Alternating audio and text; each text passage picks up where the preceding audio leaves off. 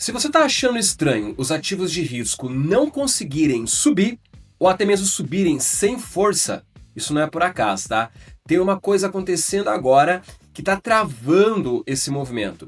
E quando você entende isso, o comportamento do mercado começa a fazer muito mais sentido. E se você não me conhece, eu sou o Thiago, analista, trader e mentor aqui da Spider Trader. E toda semana a gente traz um conteúdo mapeando todo o mercado, conectando macroeconomia com a análise gráfica para você se manter sempre informado e tomar as melhores decisões. E na semana passada, o Federal Reserve manteve a taxa de juros, tá? A gente fez um vídeo só sobre isso, que é o último vídeo aqui, tá? Você pode dar uma olhadinha ali para você entender como que essa não alteração da taxa de juros impacta dentro dos mercados. Só que de maneira geral, esse movimento ele já era esperado. Tanto é que o ponto importante foi outro, que é a possibilidade dos juros mais altos, eles voltou a entrar aqui no cenário, né? Ou seja, o mercado, ele esperava, na verdade, por um alívio, e agora ele começa a lidar com um ambiente que talvez fique ainda mais restritivo. E quando esse tipo de dúvida aparece, o preço ele começa a mostrar primeiro lá no gráfico, principalmente quando a gente olha para o S&P 500, porque aqui tem um comportamento muito específico acontecendo, tá? E que pode indicar uma fraqueza estrutural no mercado. Bom, agora eu estou no gráfico da S&P 500 aqui no tempo gráfico diário, tá? O que a gente vê aqui é o S&P em um estado de lateralização, né?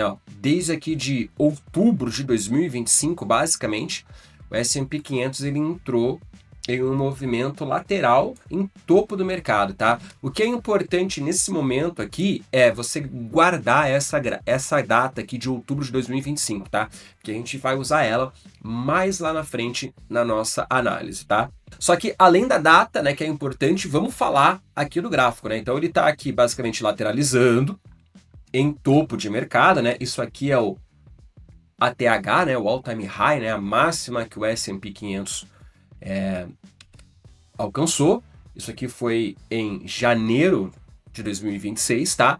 Só que o detalhe é a dificuldade do S&P 500 continuar a alta, né? Então sim, ele alcançou um novo ATH, só que ele tá dentro dessa lateralização, ele não conseguiu ter a continuidade da alta. Então nós temos aqui um ativo basicamente com um movimento forte de alta, né? Se você for pegar aqui e olhar o movimento macro, né? A gente iniciou uma forte alta aqui em abril de 2025, renovando todas as máximas históricas que tinham, né? Cada vez que ele ia... Aqui era a última máxima, né?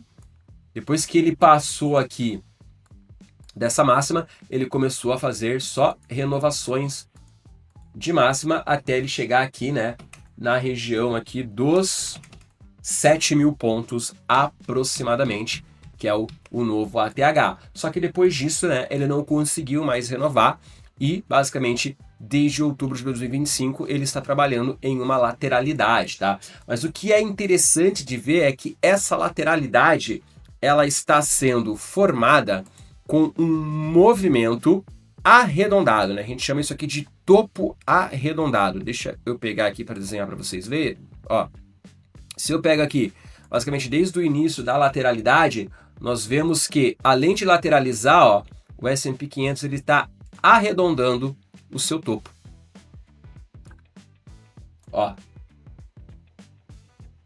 Vocês conseguem ver que ele faz aqui um movimento de topo arredondado, ó, round top? E esse tipo de movimento aqui é um movimento que dentro da análise técnica, dentro da análise gráfica, ele demonstra um padrão de fraqueza estrutural. Ou seja, apesar da demanda estar equilibrada com a oferta, por isso que nós vemos aqui o preço lateralizando, tanto compradores quanto vendedores estão interessados nessa região de preço, a predominância dessa região gráfica aqui é uma predominância de oferta, demonstrado pela fraqueza desse topo arredondado, que basicamente é um movimento que não permite que o ativo continue o seu movimento de alta. Só que para a gente entender isso melhor, a gente vai precisar voltar alguns meses. Basicamente no final do ano passado, que foi quando o Federal Reserve encerrou oficialmente o QT. E lembra que eu falei para vocês que a gente tinha que guardar aquela data de outubro de 2025? Então é aqui que a gente vai utilizar, porque foi quando começou esses boatos de encerramento do QT, tá? E aqui vale uma explicação aqui bem simples, né? O que é o QT, tá? O QT, o Quantitative Tightening, é basicamente quando o Banco Central ele para de tirar dinheiro do sistema. Então você tem menos dinheiro circulando e você tem menos liquidez no mercado. E aí tem o oposto do QT, que é o que a gente chama de QE, que é o Quantitative Easing, que é quando o Banco Central ele começa a injetar o dinheiro no sistema. Aí quando você tem mais dinheiro circulando, você tem mais liquidez. Então quando o QT acabou, o mercado esperava exatamente isso. Que iria vir um novo ciclo de QE, né? Um novo ciclo de injeção. Ou seja, você teria mais dinheiro entrando, você estaria impulsionando os ativos de risco, né? Só que já se passaram basicamente 4 meses e essa liquidez ela não veio. E agora o próprio mercado ele começa a perceber isso, né? Porque o problema ele ainda continua. A inflação ainda está pressionada, as tensões globais com o cenário lá no Oriente Médio continuam impactando o preço. E o custo do dinheiro ele segue muito elevado. Ou seja, né, em outras palavras, esse aperto monetário, apesar do anúncio do fim do QT, ele de fato não acabou. E aí quando você leva todo esse contexto para a classe de ativo que tem maior risco dentro do mercado, né, que são os criptoativos, né, e isso inclui o Bitcoin, a gente começa a observar no gráfico uma estrutura muito importante que está acontecendo agora e ela conversa diretamente com tudo isso que a gente falou até agora. E agora eu estou no gráfico do Bitcoin, tempo gráfico diário. Bom, os criptoativos, né, o Bitcoin, ele é a classe que mais sente o estímulo de liquidez e também a falta de liquidez, tá? Então é basicamente como se os criptoativos e o Bitcoin ele precificasse tudo de forma antecipada, porque é o ativo que tem mais risco, né? Maior assimetria de ganho, porém é o que tem maior risco, né? E a gente vê aqui novamente, né? Esse padrão aqui de bandeira de baixa se formando no Bitcoin. Não é a primeira vez, né? Ó. A gente tem aqui esse movimento aqui do passado, que também era uma bandeira de baixa. E a gente teve aqui também uma bandeira de baixa aqui um pouco menor, mas o fato são 3 padrões que desencadearam grandes movimentos de queda. E na bandeira atual, nas outras também a gente tinha isso, mas essa aqui na bandeira atual está muito mais fácil de ver a divergência entre o preço e o volume. Então quando a gente olha, de maneira geral, o preço está subindo, né? Ele saiu aqui dos 60 mil dólares, né? E ele foi até aqui os 76, basicamente. Isso aqui é um movimento de alta, é uma subida. É uma subida cansada, mas é uma subida. Mas ao mesmo tempo que isso acontecia, o volume, ó, se eu pegar de todo o movimento aqui, ó, ele é um volume decrescente. Ou seja, o preço está subindo e o volume negociado está caindo. Isso é uma divergência. E qual é a importância disso? Ela mostra o que o gráfico já está mostrando visualmente, que é um movimento vindo de forma cansada. Tanto é que quando o preço ele cai muito rápido, com velas muito cheias, ó. Cai muito rápido. E a queda, ela vem convergente, ó. Você vê como o volume ele sobe, o preço caindo e o volume subindo. Então, existe interesse na queda, só que não existe interesse na alta. E o Bitcoin, como é o ativo mais sensível, né, à liquidez do mercado de risco, ele sempre está antecipando a fraqueza do mercado. Quando você olha aquele padrão do S&P 500, no vídeo passado a gente falou sobre o padrão de fraqueza de Nasdaq, e quando você começa a conectar todas essas peças, você realmente vê que o mercado está tentando entender e talvez já até mesmo aceitando que aquela liquidez que era esperada com o fim do QT, ela não veio. O QE não iniciou. É aquela estada, né? Compra no bato e vende no fato, né?